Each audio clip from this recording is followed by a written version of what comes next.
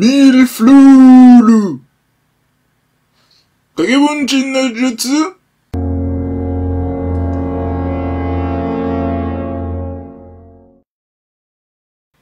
Mes amis, bonjour, ou plutôt bonsoir, parce que à l'heure où je tourne la vidéo, il est tard. Alors, mes amis, bienvenue pour cette nouvelle review, chapitre 932 de One Piece. One Piece. Alors, que nous dit ce beau chapitre? Eh ben, pas mal de choses, hein, avec la courtisane qui commence la chanson, donc certainement un nouvel acte qui commence sur l'arc Wano Kuni, ou peut-être un acte en parallèle de ce qui se passe par rapport à l'île où sont Sanji et les autres, et aussi à Luffy et Kaido, etc. Ensuite, Robin, hein, on lui pose clairement la question qui es-tu et que viens-tu faire ici?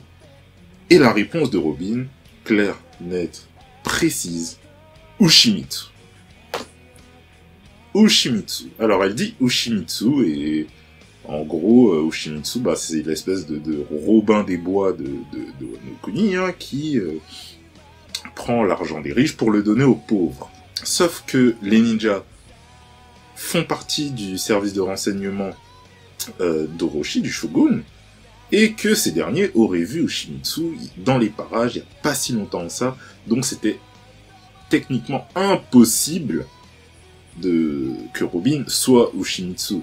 Donc, sans hésitation, ils lui ont balancé des shurikens, des kunai, tout pour l'assassiner. Mais là, vous connaissez. Kagebunshin no Milflu no Jutsu. Oh oui, c'était beau, c'était beau. Bien sûr, ce n'était pas la vraie Robin, mais un clone créé avec son fruit du démon, tout simplement. Et elle s'est fait repérer. Elle a tout de suite averti Nami, qui était, elle, dans le comte du château. Ensuite, ça nous amène sur la partie, entre guillemets, centrale du chapitre, hein, la plus importante, où on est dans une espèce de salle des fêtes, enfin, oui, je sais plus, une espèce de salle des fêtes, où il y a le shogun, ainsi que ces ministres là, je sais pas comment on pourrait appeler ça, et ils discutent, et on peut s'apercevoir que le shogun est au courant qu'il se passe un truc, qu'il se trame un truc, et qu'on veut prendre sa tête. Voilà. Sauf que, comme c'est lié à Oden Kozuki et aux guerriers d'il y a 20 ans, et ces autres ministres-là ne croient absolument pas à ça, et rigolent en fait, et se foutent de la gueule du shogun, sauf que le shogun, il a tout vu, il a tout compris, il sait que le vendeur de soba, c'est pas un vendeur de soba, que Momonosuke est toujours en vie, etc., etc. Et il est dans le vrai, en fait. Et le fait que tous ces serviteurs se moquent de lui, t'es complètement débile, t'es ma boule, enfin, le mec il est mort il y a 20 ans, comment il pourrait réussir à garder, à unir des guerriers pour que on puisse prendre ta tête 20 ans après, etc., etc., non, enfin... Arrête, l'alcool te monte à la tête, etc., etc. Sauf que, nous, en tant que lecteurs, on sait ce qui se passe, et le shogun est dans le vrai.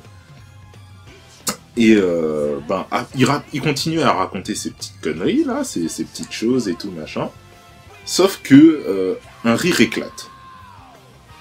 Un rire éclate, et tout le monde se pose des questions. Tout le monde se dit, mais qui rigole, quelle est la personne qui rigole, enfin elle va se faire tuer direct et tout, le shogun il rigole pas avec ça, machin. Et on se rend compte que la personne qui rigolait, c'était une personne qui était un petit peu cachée derrière les portes, et cette personne c'est tout simplement Otoko-chan, la petite fille là qui a le grand sourire aux lèvres, qui ne fait que rigoler.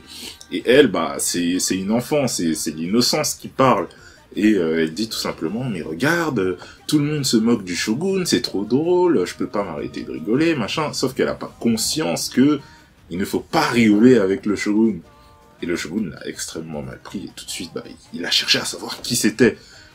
Et là, il fouille la pièce, et là, il se dit, bon, qui a rigolé? Il trouve Otoko-chan, et là, il s'apprête à le tuer. Sauf que, et là, on est tous étonnés, intervention de Komurasaki. Komurasaki qui dit « Seigneur, veuillez arrêter, ne la touchez pas. » Le shogun, lui, il s'en fout. « Tais-toi, Komurasaki, je veux pas t'entendre, je vais la niquer, machin. » Et là, boum, Komurasaki qui met une gigif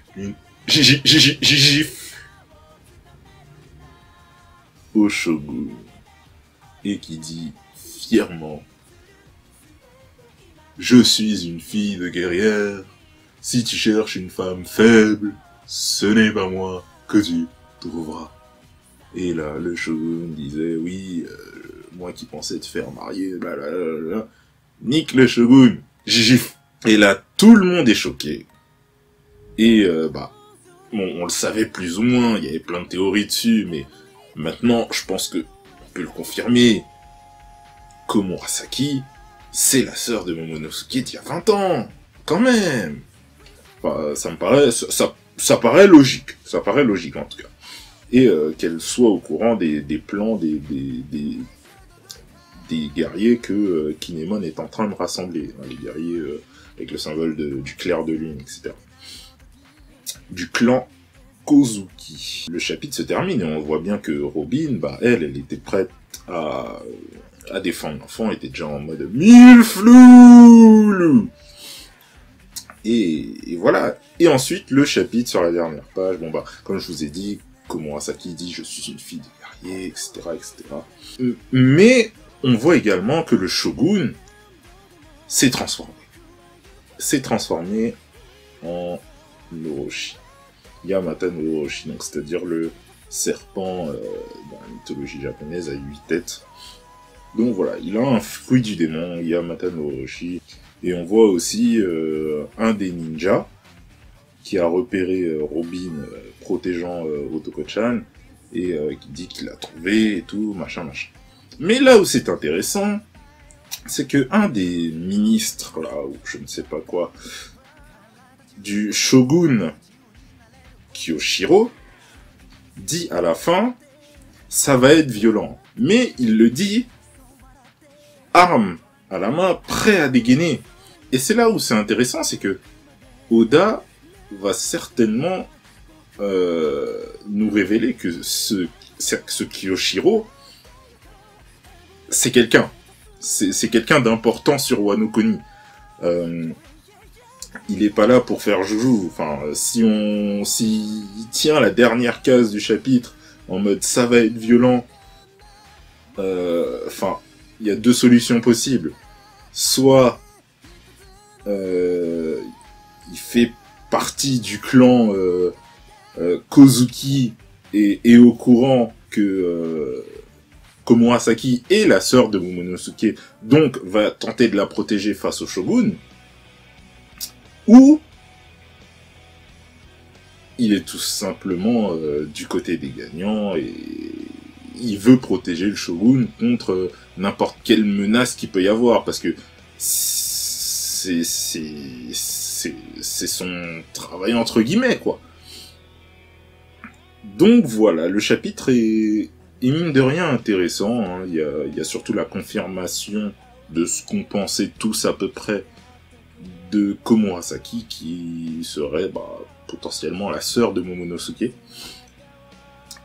Et voilà, le chapitre se termine là, donc certainement avoir la suite de ce qui va se passer. Je pense qu'on aura la suite, hein. Je ne vois pas Oda s'arrêter ici et puis reprendre, je sais pas, là peut-être ou son Luffy ou peut-être Sanji, peut-être qu'il ira sur Sanji, hein, on sait pas, parce qu'il faut dire aussi que Sanji est en train de se battre. Donc on verra, mais je pense que ce serait plus intéressant de suivre cette histoire avec le Shogun que plutôt celle de Sanji.